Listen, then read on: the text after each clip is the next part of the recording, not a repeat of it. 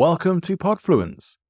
Today we are covering a topic that is really at the heart of everything I created this show to be about, and that is the art of persuasion. It is very hard to come across guests who are real experts in the world of persuasion, and yet my guest today is truly that, and that makes me very lucky as a persuasion and influence-based podcast to be able to introduce my guest to you today.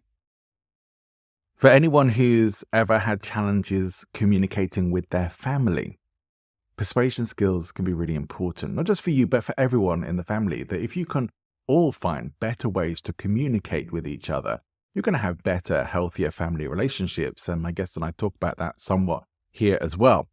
Other topics that are going to come up in this episode are things like language landmines, those triggering words that can sometimes mean different things to different people.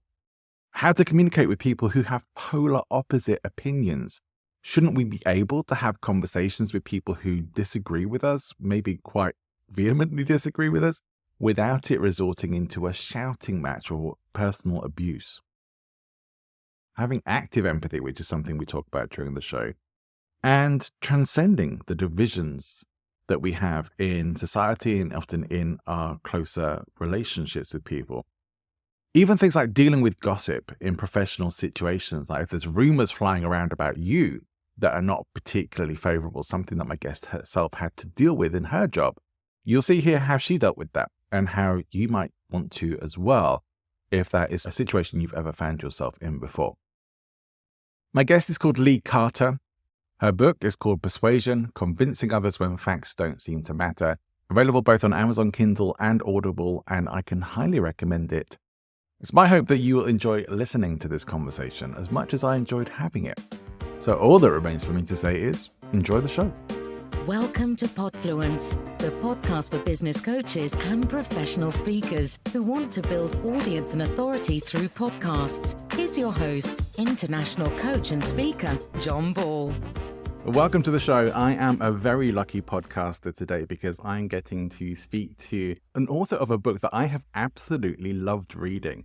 And I read a lot of books about influence and persuasion, and I often find that the new ones that come out usually just regurgitations of things that have happened before. This one is not. This one has some new content in there, some stuff that I really wanted to get that is really helpful to anyone who has a business, anyone who has a brand, and to anyone who has customers who they want to have a better relationship with. Let me properly welcome to the show, first of all, though, Lee Carter. It's great to have you with me. Thanks so much. I'm really excited to be. I've been very much looking forward to speaking with you for the reasons that I just laid out there. And more besides, the book is fascinating. And I definitely want to get into some of the stuff that you talk about in there because you don't know what to expect when you start reading a book about persuasion. And it's like so many of them have been just the same old things repeated over and over again, or maybe just put in different ways. But you are writing from professional experience and from clients who you've worked with to help them grow their influence and be more persuasive. And I think people are really going to look forward to hearing about that, and definitely going to want to hear about the importance of empathy and persuasion. And we're going to get to all of that as we go along. But I want to start off by asking you, who is somebody for you who you look up to, who you respect and admire for their influence and persuasion and how they have gone about using it? There's a few people in my life who have really, I think, shaped my view of persuasion. One is my aunt. She was my grandmother's sister, and I always found it amazing that she could change the way that she was talking about what she wanted based on the audience. So she and her husband were very, very different. I always saw the way she was able to navigate getting him to buy into a change in decorating that she wanted to do that he might not want to do. And then I've noticed in my family, there's a lot of those kinds of dynamics, a lot of people with strong opinions, different opinions. And the way to get your way or to change people's mind is generally by speaking softly in the language of the other person, not loudly in your own language to try and change somebody's mind. Yeah, it almost never works when you're trying to push really hard to get your point of view across. So that was something that always shaped me early on. And the other is it was about 17 years ago, I heard Frank Luntz, who is one of the founders of my firm, speaking at a conference about the impact of language on the 2004 election in the United States.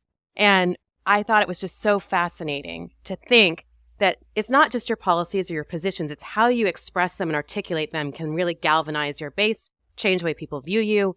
And it was something I'd always believed in, but to see it in practice and laid out that way was just something fascinating, and it felt like it's something I always wanted to do. So you lay out some of this in your book because you talk about how you were able to predict just by how persuasive particular candidates were the result of the election of Donald Trump. And you have said, well, regardless of your political opinions, like you had that, like, no, he's got the persuasion thing down. And you were able to see those sorts of things. And I know there's the subtitle of your book is Persuading When Facts Don't Matter.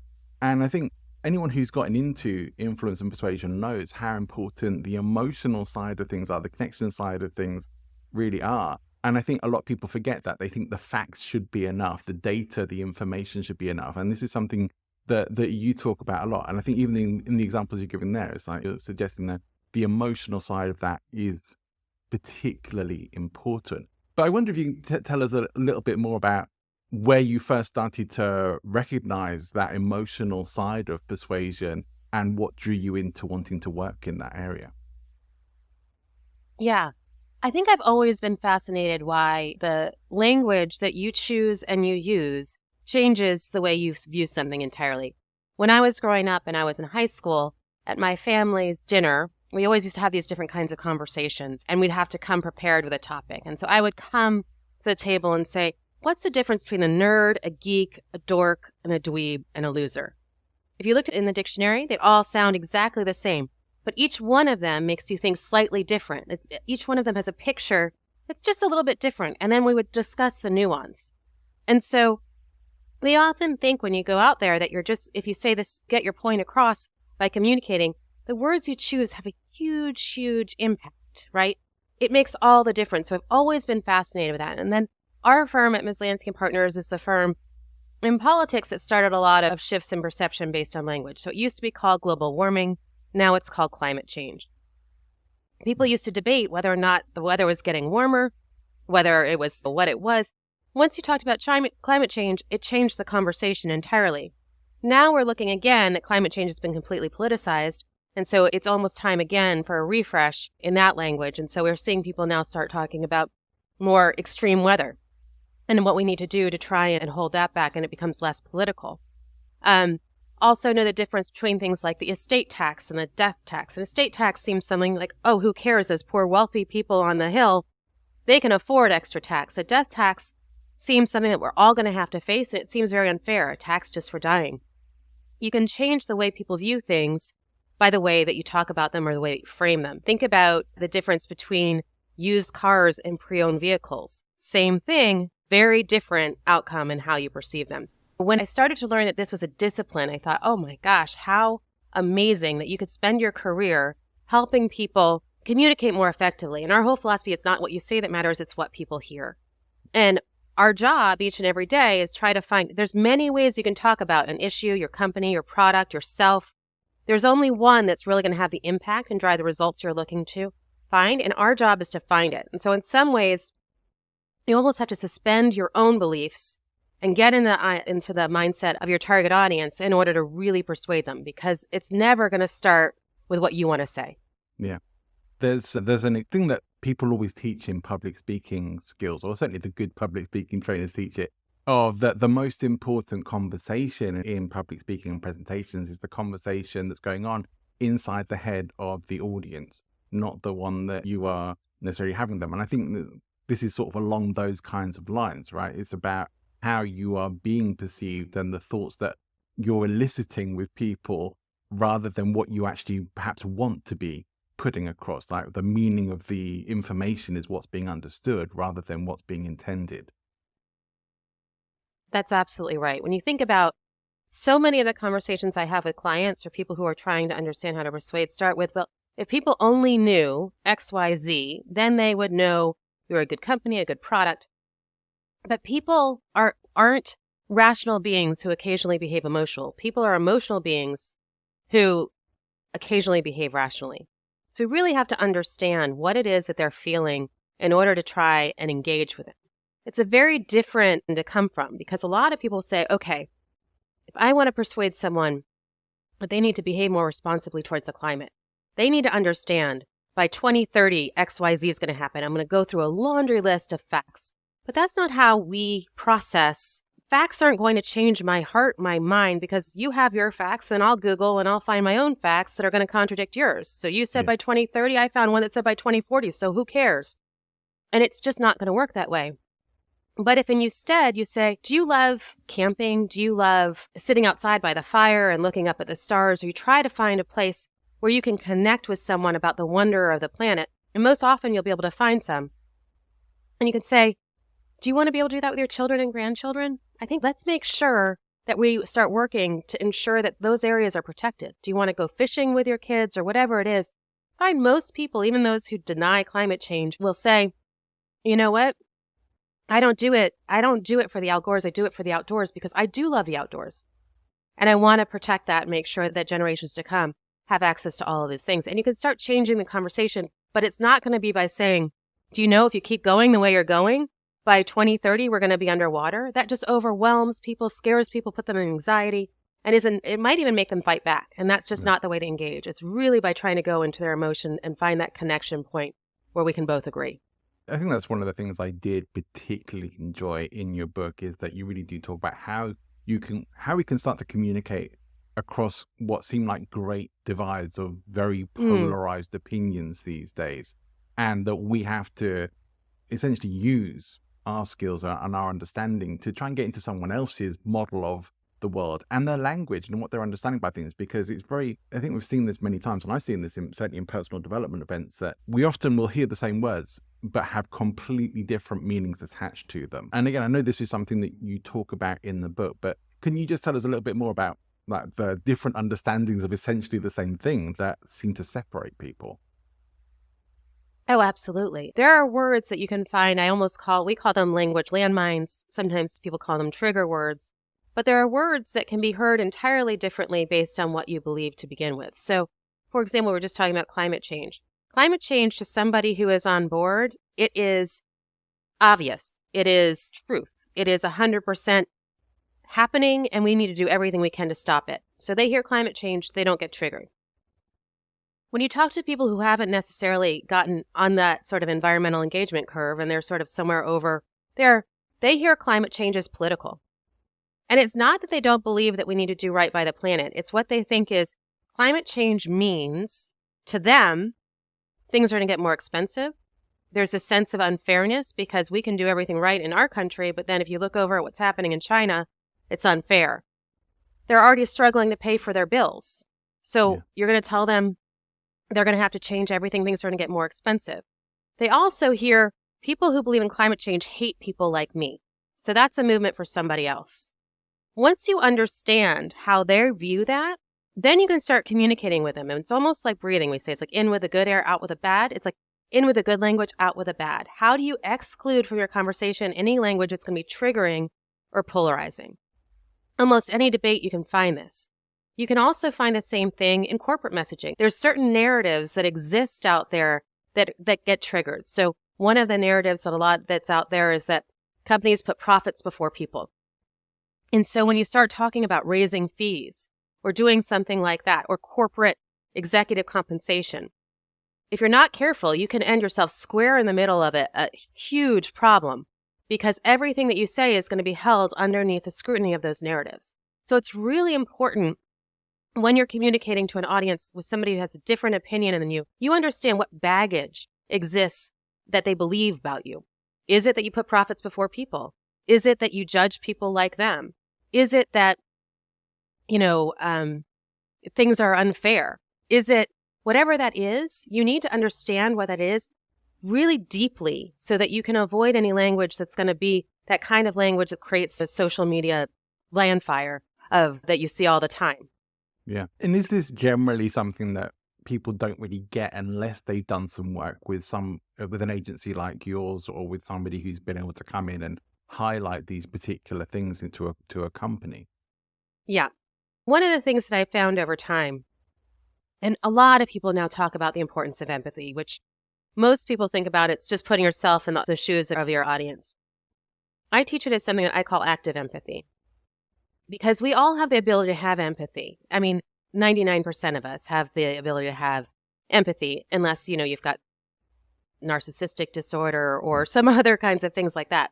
Most of us can have empathy, but we have natural empathy for people who are just like us, not for people who are different from us.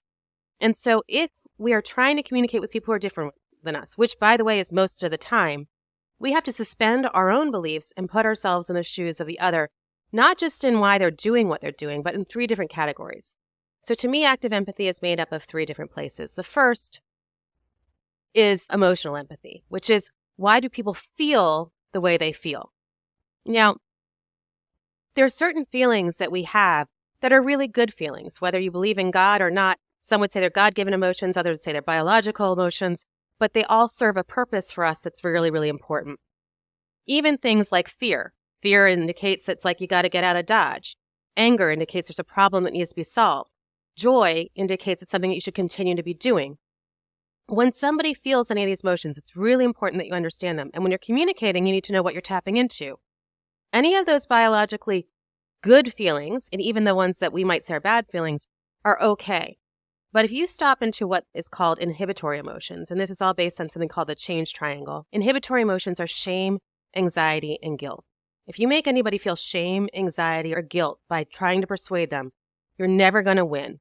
They're going to either bury their head in the sand or they're going to fight back. And most persuasion strategies, when you're talking about important things, whether it's politicized or whatever else, you try to persuade somebody by saying, you've got to know this.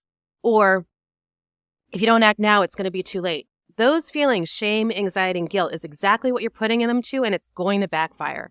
So you've got to make sure that you understand how they feel currently, and when you're communicating to me, what emotions are you making your target audience feel? Yeah. The second...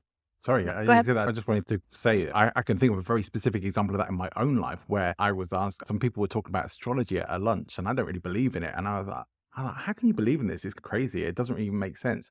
And they just got very defensive about it. Whereas I know now, if I just asked some questions and been a bit less accusatory or like shaming or guilty, this is stupid. How do you believe in this stupid stuff? We would have been able to have a useful conversation about it instead. So sorry to have interrupted you there. I'm really looking forward to hearing the second part. Yeah, no, there's no doubt about it that, and you can do it without even meaning to do it. It's when you believe something so strongly, you can say something that makes people feel so bad about themselves that there's no way you're going to persuade them. And you see it in politics all the time. And it often happens when you're preaching to the choir, and you think that's just going to change people's mind. It doesn't. It can just really alienate them. And it goes beyond just, how you feel. It also can go into some other categories of things. The second category is, to me, really about, why do people believe what they believe? And Jonathan Haidt has this great thing called the moral foundations theory. In it, he says, everything that we believe is based on certain moral foundations. And so there's these things that are just core and essential to why we feel the way we do about issues. So the United States, when he talks about Republicans and Democrats, he says Republicans' primary value is often liberty versus oppression. So what that means is you'll often hear language of freedom. We have right to. And nothing to them scares them more than the government taking away those rights and freedom. Democrats' primary value is harm versus care. We have to take care of everybody else, and we put ourselves second. Care comes before everybody else. So in really, really tragic circumstances like what we're looking at in the States with school shootings, you hear Republicans saying, we don't take away the guns, right? We have to put more safety in schools because we have a right to bear arms, and nothing scares me more than taking that away. Whereas you'll hear the Democrats say, we can't afford to let this happen to our children anymore. You must not care about kids. You put yourself before people. What's going to happen there is they're never going to agree because they're going at it from a different perspective and talking about different values. If you want to change somebody's mind, and what's going to happen in this country if we want real change, is people are going to have to change their minds one way or the other. And that means we're going to have to understand the value that you're trying to talk to in the other person to get them to change their mind. Otherwise, you're just going to go head to head with them constantly. And do you see any path to being able to bridge that kind of gap between the polarization, other than on a sort of case by case individual level? It does sort of seem like that polarization is very strong in the media, which I think maybe goes on to reinforce a lot of the division between people, maybe. There's no doubt about it. The environment that we're living in, with both social media being driven by what we like, what we engage in, the stuff that engages us is the stuff that makes us angry. The stuff that gets ratings on the news is the stuff that gets your heart rate beating so quickly. It's why sometimes it's like, I just need a break from the news for a week. I'd rather bury my head in the sand because we're constantly just getting agitated. We do see occasionally there are people who rise above it all, who just transcend and give us hope. Now, if you think about the way Obama in the United States in 2008, when he ran on hope and change. He transcended and made us all believe in something greater. Those kinds of leaders and those kinds of, I would call them persuaders, are able to make real lasting change because they rise above it so that it's not just about it being black and white. You're right, you're wrong. But it takes some discipline and it takes a certain kind of a communicator. The other thing is it takes fortitude, because when you're somebody who's willing to compromise right now, you're seen in some ways as weak. People say, how dare you compromise with those evil people on the other side of the argument? Compromise is what's the key to forward, because we've never seen any huge sweeping change happen all at once. When you look at the civil rights movement, if you look at gay marriage, if you look at anything that required real change in how people viewed the world, it happened incrementally. So we've got to find a way to get excited about small victories and take credit for that. And I think people are hungry for it. I've tested so many different messages with different audiences to try and understand what's it going to take. People are tired of it. There's got to be a better way than the way we're doing it right now.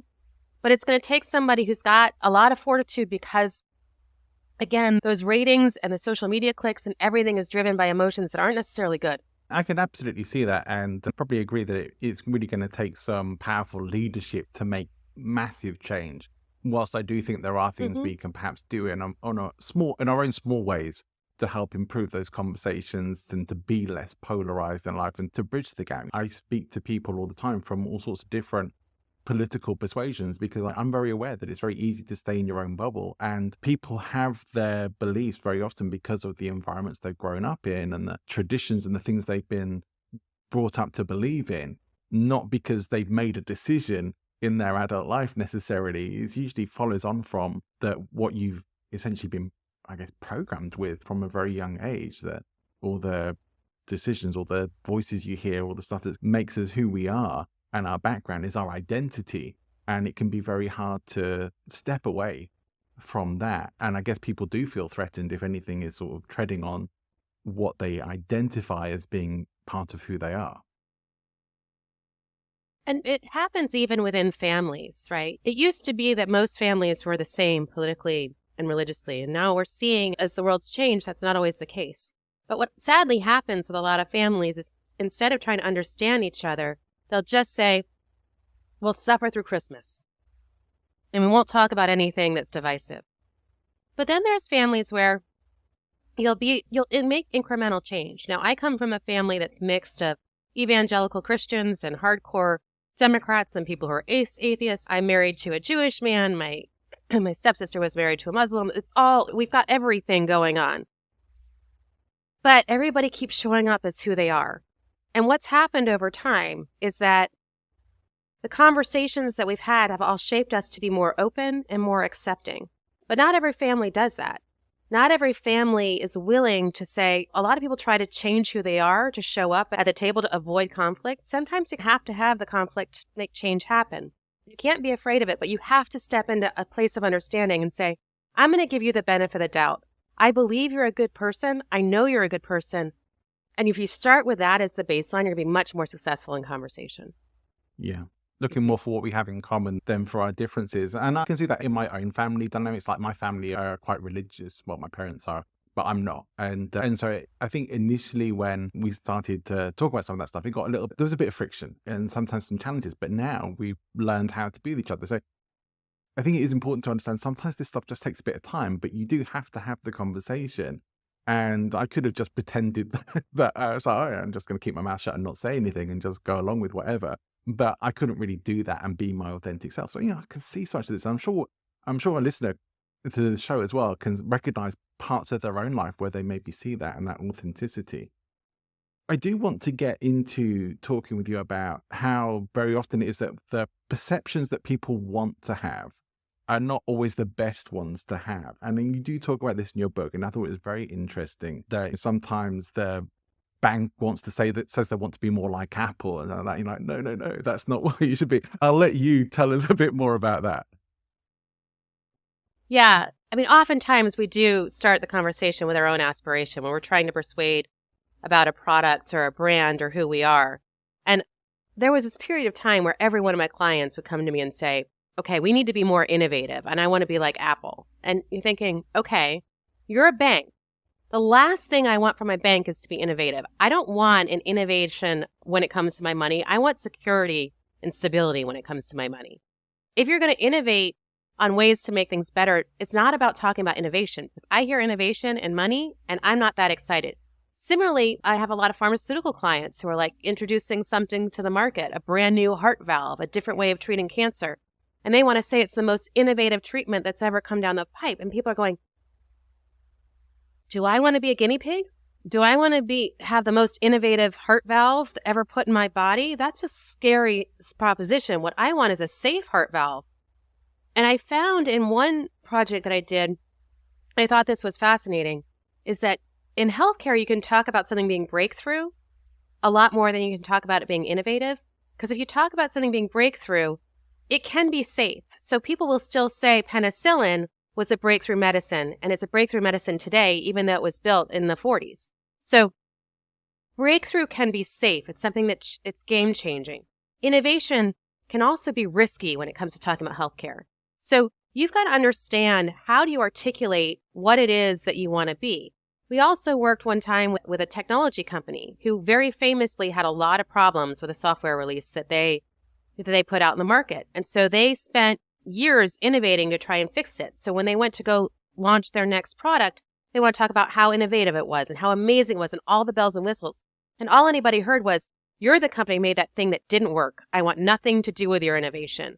So what they had to do was say, wait, you want us to have a campaign about we've built this technology that just works? That's not at all sexy. But that's what people needed to hear in order to want to do it, because what they didn't like is a technology that just didn't make sense, a thing that they couldn't find, a thing that didn't work properly. They wanted something that was intuitive, that was going to work seamlessly with their workday, not create more work. And it's so interesting. Yes, it took them years of innovation to get to that place. So that's what they were so excited about. Totally, that would have been the wrong way to talk about it. Yeah. And I always go back when I think about this to Steve Jobs' most real famous announcement about the iPhone. When he talked about the iPhone, he could have talked about the years of innovation that went into it, the number of megabytes of storage. He could have talked about all the technology, all of the engineers, all of the ingenuity that happened to it, but he didn't do any of those things. What he did is said, you're going to get 3 things in one. The internet, the phone, and an iPod in one, and it's going to fit in your pocket. Such simple messaging. He didn't go out and talk about innovation. He talked about something that was really transformative in the most simple way that we could all understand and be like, well, I want that. And sometimes that's what you have to do. Instead of trying to talk about how crazy it was to get there, you've just got to speak the language that says, get somebody to say, oh, I want that. Yeah, I think I can see this for myself. Like when I first started a podcast, I think it was probably about 2.5 years ago when I first started my show. And I was trying to be so clever about things. And I wasn't even really thinking about making things connect with an audience or actually giving them what they want. I was just kind of like, I'm just going to do a show about what I want to do and how I want to talk about it and be clever with my show titles and stuff like that. And knowing what I know now, I know that was horrific for things like search engine optimization and or even Right. just anybody having a clue what the show was about, which is why I ended up changing the name of the show just to make it that much clearer. All right, it's gone from speaking influence, and at the time people are listening to this, it's now called Podfluence. It just gives a bit of a clearer picture as to, all right, I have a sense already about what that show is going to be talking about, so I already know whether I'd be interested or not. And these are just things that I never even took into account. But that empathy thing you talk about, of actually just thinking about who is the end user here and what are they looking for? What are they going to connect with? Not what you want them to connect with, but what are they actually what do they need to be able to trust you or to want your product, that the thing that they need to hear? And if you can get that, that's magic. Total magic. We just went through an exercise in marketing in our own firm And we were listing out things that you could do with what we call language strategy. So it's like language strategy to position a product, language strategy to rebuild reputation, language strategy to, and then we were having this conversation about it all. We're like, no one's looking for language strategy. They're looking for how to position your product in a crowded marketplace, how to break through when people don't know who you are, how to turn people's opinions around. We've got to reframe things in the language of the other person. It's not about what we are. It's about what they're looking for. We're meeting a need. And yes, we have a point of view on it, but we're secondary to everything. And so what you're talking about is exactly right. I think you can write your list of what it is that you want to say, but it's really important to go through a framing exercise. And often what we do, and when we start talking about what we want to say, if you're thinking about, and you're a podcaster and you're listing out your episodes, you're going to start with a list of what it is. But what you should do is take that list and say, okay, what does that mean to my target audience? And how do I translate that into a benefit for them? What are they going to get out of listening to the show for 30 minutes to an hour? What is the benefit to them? What are they going to take away? And you're going to find that you'll totally change how you describe things. Yeah. I mean, I just recently went through a whole exercise of retitling episodes to do this kind of thing and to make it very clear what people were going to be taking away from the episode. And whilst it was a bit of a long and arduous task, it was absolutely worthwhile and totally necessary to be able to have that better communication with people.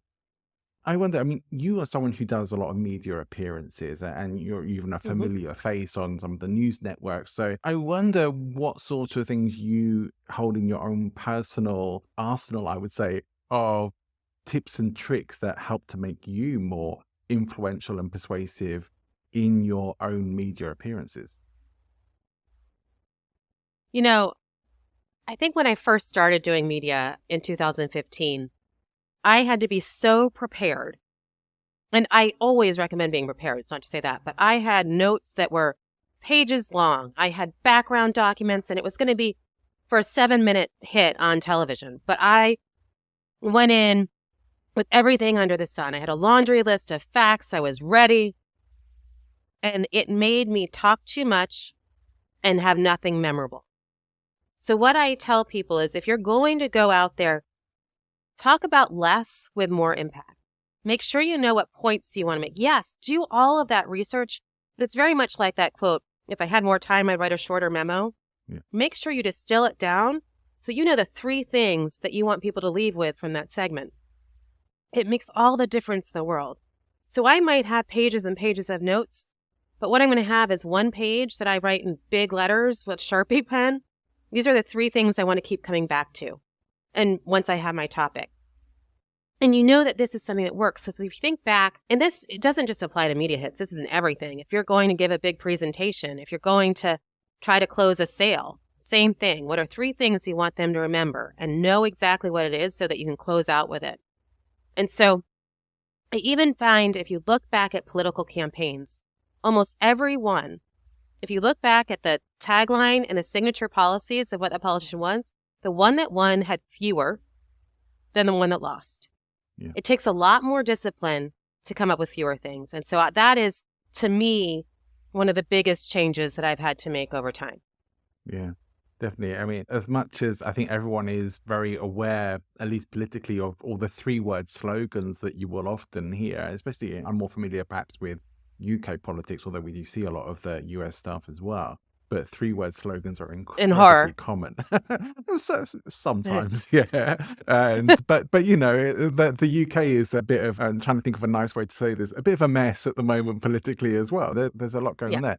But the 3-word slogan things, we're all very familiar with them, but they're still very powerful, even though we know that's what's being done, that power of 3 thing, that thing that just stays in your head, those things of having stuff that's actually quotable. I think far too many people do a lot of media appearances and are not memorable, or they'll say a lot, or they have this, I just want to share all my knowledge. I'm just going to do a huge knowledge dump here and take away whatever you pick out of it, rather than just having, right, let's make sure you have these takeaways and that I make it as memorable for you as possible.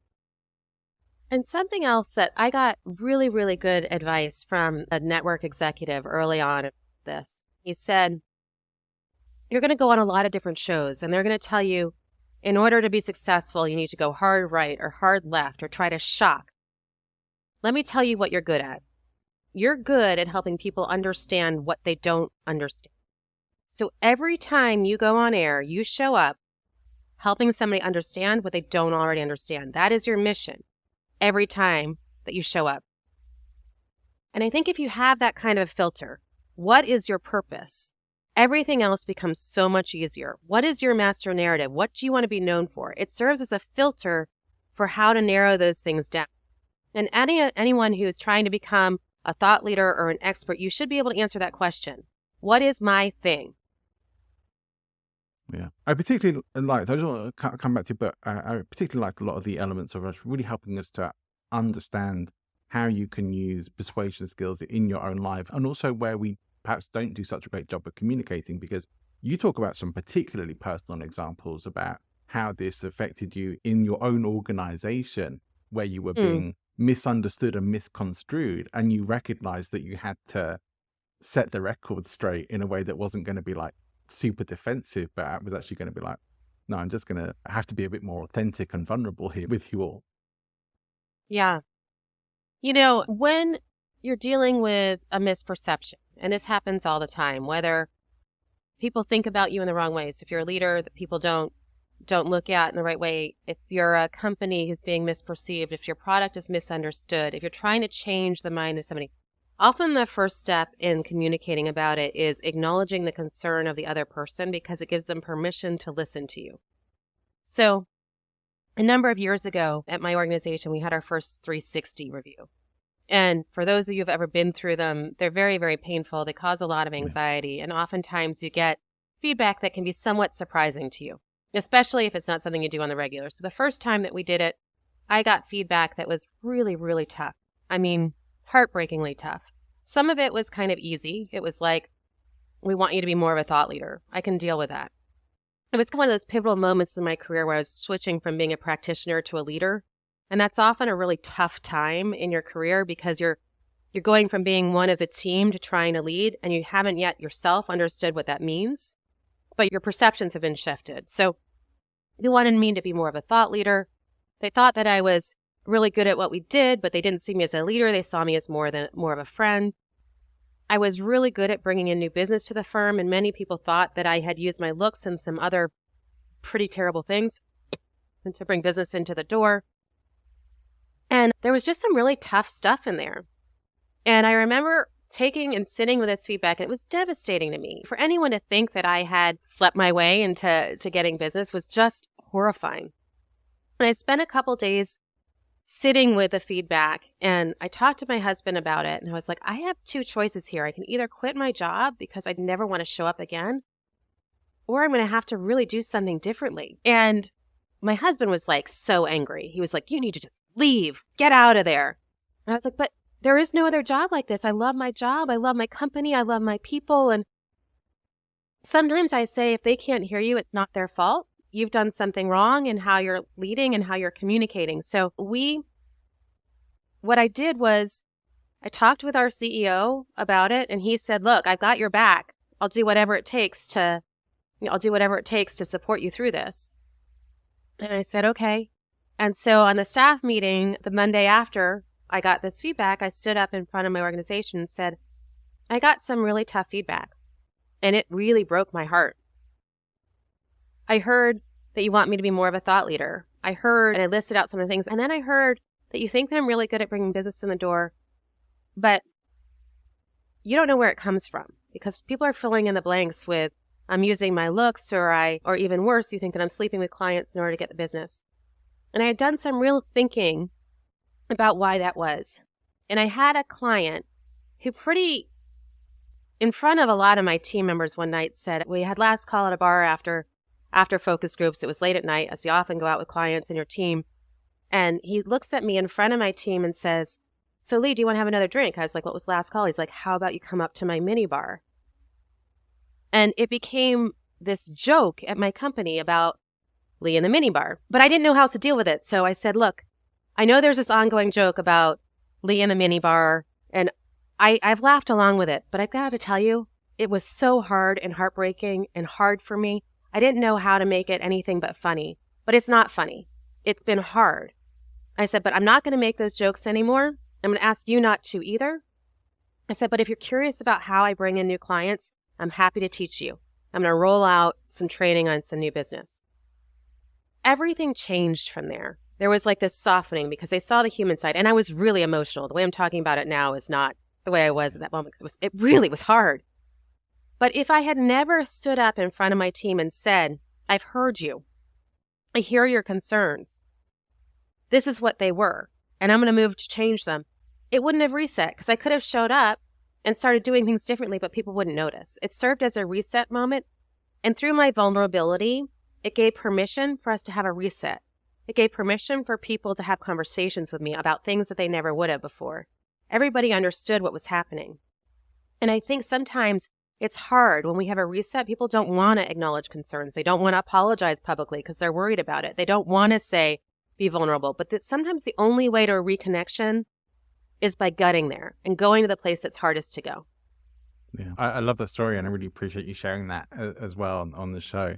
And I want to ask you, what was the inspiration for you in writing the book? Why did you feel it was important to get this out there? I've been doing what I do for a long time now.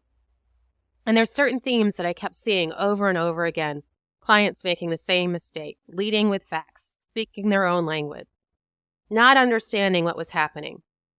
Then in 2015 and 2016, as Donald Trump was going through the primaries and he was going through the presidential election, to me it was very clear why he was winning. Most people were like, a lot of people are saying there's no way he's ever going to win. He's a baboon. He's a this. He can't string two sentences together. That's never going to happen. Hillary Clinton is so established. It's time for her.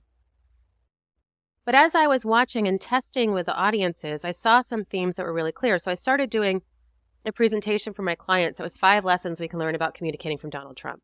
Super provocative and intentionally so, but it helped people understand what's happening. And then it was like, oh my gosh, it changed people's view of what to do. So, for example, if you think about it today, what was Hillary Clinton's campaign theme?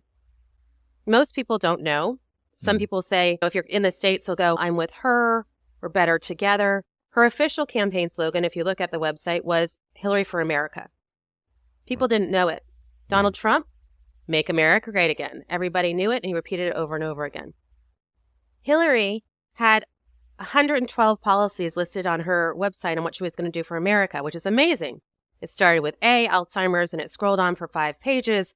Every policy under the sun. Donald Trump had 5. He was going to build a wall. He was getting tough on China. He was going to bring jobs back. And we still remember them today. So I'm not trying to make a statement that Donald Trump is good and Hillary is bad. What I'm really trying to say and point out the difference is Donald Trump had met his audience where they were.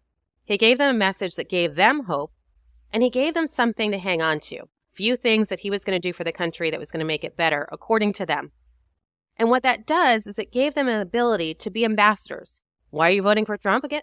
He's going to make America great. He's going to build a wall. He's going to bring our jobs back. He's going to do this. And everybody could repeat it. Why are you voting for Hillary? Well, a lot of people would say the first woman president. She's really qualified. But you didn't get the halo of that discipline. So what I realized as I was explaining this to folks is that it really helped them structure their messaging in a much more effective way. And so this wasn't a book about Donald Trump and Hillary Clinton. It was really a book about how do you persuade and reach your audience in a way that's really meaningful when it's so hard today, because sometimes you just don't understand how you're stepping in it. People are getting more marketing messages than they've ever had. Forget marketing messages. We're getting text messages and WhatsApp messages and social media tweets and all. How do you break through in this morass of stuff? And it's really simple. It takes discipline, but not everybody understands it. So that was what led to the book. And I think it's really meant to be a guidebook that anyone can go through. There's 9 steps laid out. And whether you're trying to persuade someone in your family to change their mind on something like, gun control or abortion or religion, you can use it for that. You can use it if you're trying to start your own business. How do you position yourself? You can use it if you're trying to be a thought leadership. How do you position yourself and what is your story? I can use it if a company or a brand. It's really broad. In the end, there's a workbook with the 9 steps you can walk through. And so it was meant to be a tool that was really actionable for people to be able to understand step by step. How do you do it?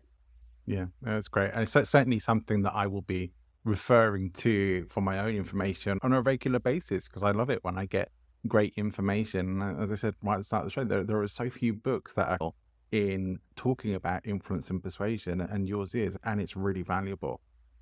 I wonder for you, as we start to draw our conversation to a close, unfortunately, as much as I would love to carry on talking to you all day, I wonder what perhaps other books or resources you might direct other people to that might be useful, maybe in this area, but certainly in our communication and our understanding.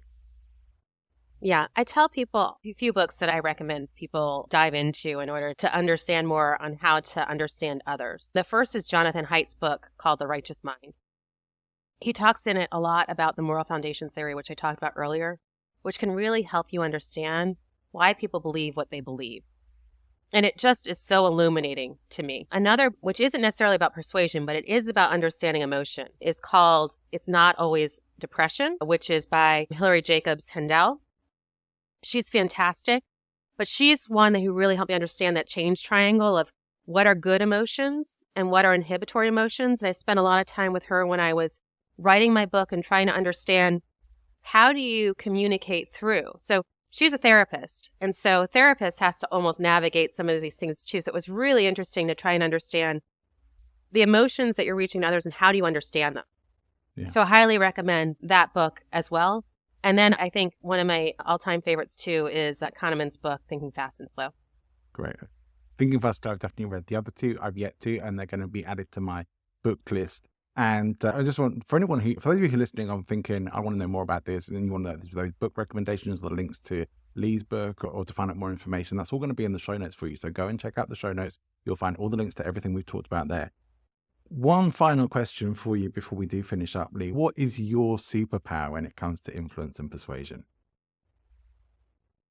I think my superpower started actually by a place of insecurity. And so my superpower is really helping people understand what they don't understand, as I talked about that a little bit earlier. But it's about listening more than I talk, because I was never the kind of person that was going to come out forceful on opinions. I always tried to listen to other people to try and understand what it was that I should believe, because and it started out of a place of insecurity, but now it's become my superpower because it helps me sit back, gauge what's going on, and then figure out what's the right place to start the conversation. So I think that it's a combination of making sense of what I'm hearing. So I guess a superpower would be super listening. I like that. Yeah, that's a great superpower to have. And one we should all strive to be better at ourselves. It has been an absolute pleasure talking to you today, and I really appreciate everything that you shared with us, and highly recommend everybody to go and check out your book, because it's one of the most valuable books on persuasion that I've read, certainly in the last several years. Really is one that as I said, I will keep going back to again and again. But I do want to say, just as we wrap things up, Lee, thank you so much for coming and being my guest on the show today. Thank you so much for having me. It's been a great conversation. Thanks for tuning in. I do hope you've enjoyed the show, and certainly I enjoyed that conversation with Lee Carter. I hope you learned some valuable content there as well. If you did, and you think others might find that valuable too, please do share the show out with your friends and network. It's really the only ask I have for you from the show. And of course, go and check out Lee's book. I honestly think it's an amazing read. It is not that often that I will rant and rave about books being so good. This book was really, really good, and I think you'll get a lot from it if persuasion is a topic that is important for you. If you're not already subscribed to the show, you might want to make sure you are. Next time, I'm going to start discussing the 7 deadly sins of podcasting, something that I have been covering in some of my newsletter articles. And if you're not subscribed to the newsletter, you'll find the link to do that, or the links I should say to do that, in the show notes, where you can either subscribe to us on LinkedIn or Medium or Beehive, or even through my own website. I hope that you will check out the newsletter and maybe take a look through some of the back issues and see if there are some article topics that you might like to check out. My next guest episode in a couple of weeks is Simon Lancaster. If you haven't checked out Simon before, I know that you're going to love his books. This is where I first found him. He has great books about speech writing, about metaphors, and his book Connect is about being able to connect with anyone, anytime, anywhere. And a lot of great information in there. Simon is an amazing guy, amazing speaker and speechwriter. and you are going to love that. So if you haven't subscribed to the show, I don't want you to miss any of that. So wherever you're going, whatever you're doing, have an amazing rest of your day. Go and make great things happen.